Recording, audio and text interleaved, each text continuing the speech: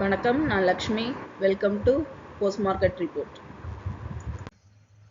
இங்கே நம்ம பார்த்துட்டு இருக்கிறது 26ஆம் தேதி ஆகஸ்ட் நிஃப்டியோட high price, low price, closing price இதை வச்சு pivot point R1, R2, R3 3 resistant levels, S1, S2, S3 3 support levels கண்டுபிடிச்சிருந்தோம்.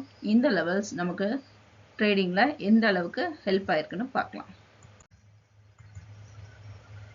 இங்கே நம்ம பார்த்துட்டு இருக்கிறது 5 நிமிஷம் சார்ட்டு.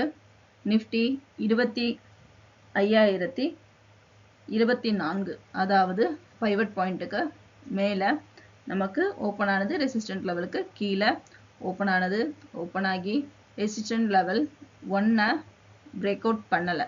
பிரேக் அவுட் பண்ணாமல் பவுன்ஸ் பேக் ஆகி சைட்வேஸில் மூவ் ஆகி பைவட் பாயிண்ட்டுக்கு மேலேயே 25,017 க்ளோஸ் ஆனது.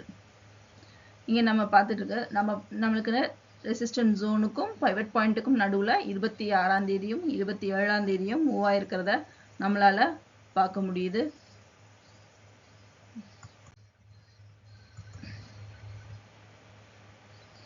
இங்கே நம்ம பார்த்துட்டு இருக்கிறது 1 ஹவர் சார்ட்டு.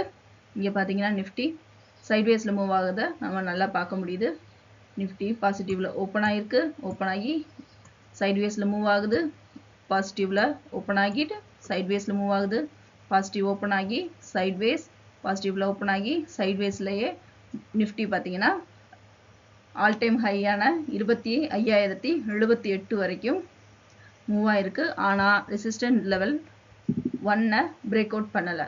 நம்ம நேற்று நம்மளுடைய ப்ரீ மார்க்கெட் ரிப்போர்ட்டில் ரெசிஸ்டன்ட் லெவல் 1 பிரேக் அவுட் பண்ணிச்சுன்னா நிஃப்டி R2வையும் பிரேக் அவுட் பண்ணுறதுக்கு அதிக வாய்ப்புகள் இருக்குன்னு பார்த்துருந்தோம். ஆனால் நமக்கு R1 ஜோனை பிரேக் அவுட் பண்ணவே இல்லை.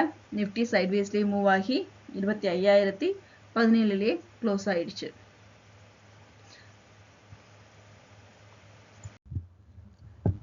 மீண்டும் அடுத்த வீடியோவில் சந்திப்போம். நன்றி, வணக்கம்.